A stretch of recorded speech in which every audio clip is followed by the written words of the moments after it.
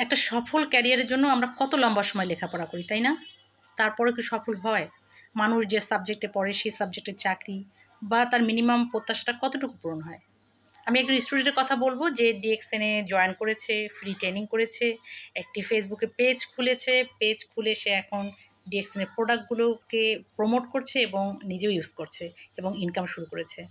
তো লেখাপড়ার পাশাপাশি একজন স্টুডেন্টদের জন্য DXN একটা চমৎকার প্ল্যাটফর্ম। সেই সাথে তো আপনার গৃহিণী, চাকরিজীবী, বিজনেসম্যান সবার জন্য তো সে সুযোগ থাকছেই। তবে আমি স্টুডেন্টদের জন্য বলি যারা একটা সফল ক্যারিয়ারের জন্য অনেক কষ্ট করে লেখাপড়া করছেন এবং তারপরে কি করবেন সেটা বুঝতে পারেন না। তো এখন পড়াশোনার পাশাপাশি এই বিজনেসটা শুরু করুন। বুঝুন, জানুন যেখানে আপনার নো ইনভেস্টমেন্ট বলা যাবে। হ্যাঁ, আপনি প্রোডাক্ট কিনে ব্যবহার করবেন সেটা ইনভেস্টমেন্ট নয়। আপনার নো ইনভেস্টমেন্ট এবং আপনি ওয়ার্ল্ড ব্যাপী বিজনেস করতে পারবেন ১৮০ কান্ট্রিতে যা যে যে প্রোডাক্টের শোরুম আছে। তো বিস্তারিত জানতে চাইলে ইনবক্স করুন। ধন্যবাদ।